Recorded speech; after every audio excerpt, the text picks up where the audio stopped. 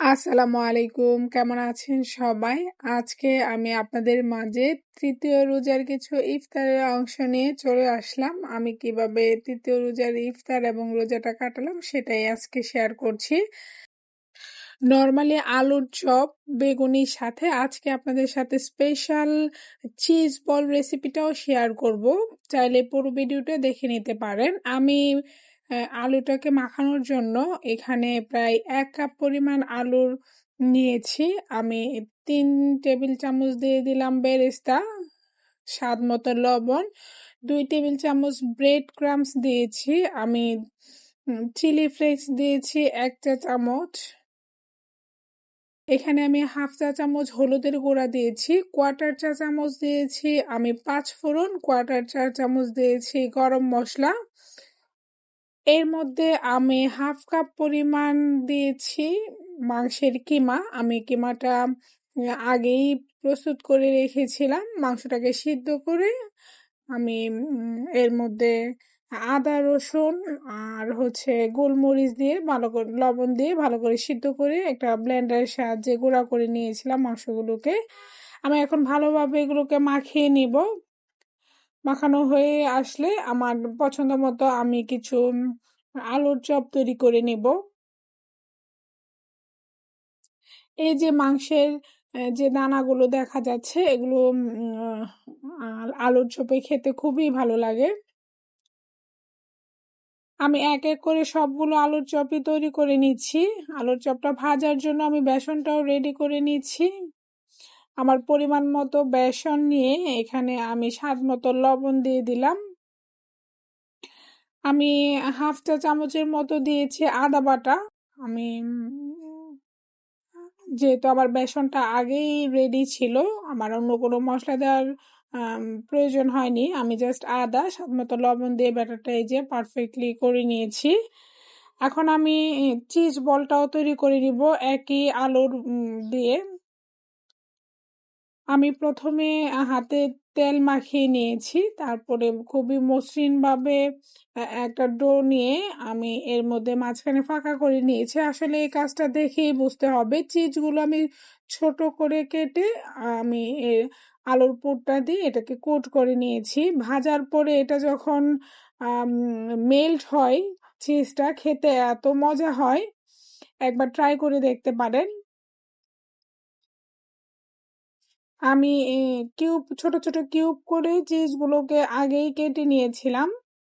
আমি সবগুলো বল তৈরি করে নিয়েছি। এখন আমি এটাকে ব্রেড ক্রাম্বসে গড়িয়ে নিব। এর জন্য আমি একটা ডিম নিলাম, হাফ চা চামচ নিয়ে নিয়েছি কালো গোলমরিচ, স্বাদ মতো লবণ নিয়ে আমি ভালোভাবে ডিমটাকে ফেটিয়ে নিয়েছি। ডিমটা ফেটানো হয়ে আসলে আমি যে ব্রেড ক্রাম্বসও নিয়ে নিলাম। আমি প্রত্যেকটা বলই প্রথমে ডিমে গড়িয়ে নিব, তারপর ব্রেড ক্রাম্বসে গড়িয়ে নিব। সম্পূর্ণ কাজটা আসলে দেখেই বুঝে নিতে হবে। এই চিজ বলটা খেতে অনেক টেস্ট হয়, আমার বাচ্চারা খুবই পছন্দ করে চিজ বলটা খেতে।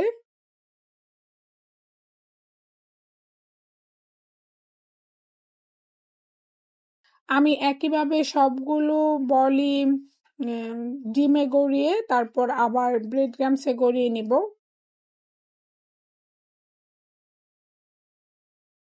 আমি সবগুলো ব্রেড ক্রাম্বসে গড়িয়ে নেওয়ার পর যে আলুর চপ তৈরি করেছি আলুর চপগুলো এবং চিজ বলগুলো আমি আধা ঘন্টার জন্য নর্মাল ফ্রিজে রেখে দিব, তারপর আমি ভেজে নিব।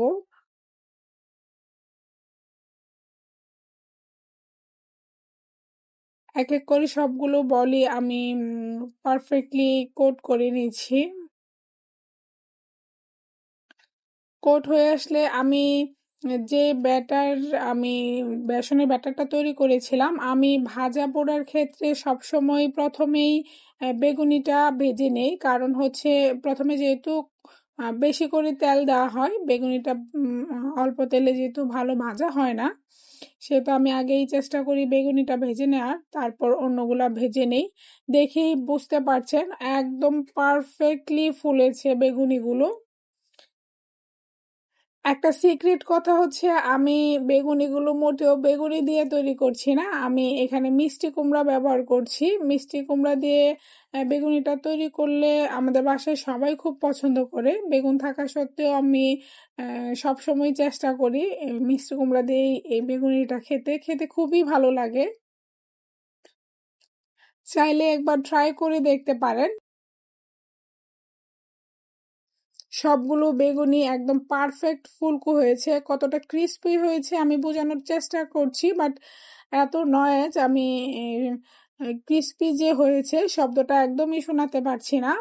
আমি পরবর্তীতে আলুর চপগুলো ভেজে নিচ্ছি, একদম আলুর চপগুলো ফুলে টইটুম্বর হয়ে আছে, দেখেই বুঝতে পারছেন কতটুকু ফুলকো হয়েছে। বেসনের গোলাটা যদি পারফেক্টলি করা যায় তাহলে অবশ্যই আহ আলুর চপ অথবা বেগুনি ফুলকো হবে। যে সবগুলো আলুর চপই আমার ফুলে উঠছে।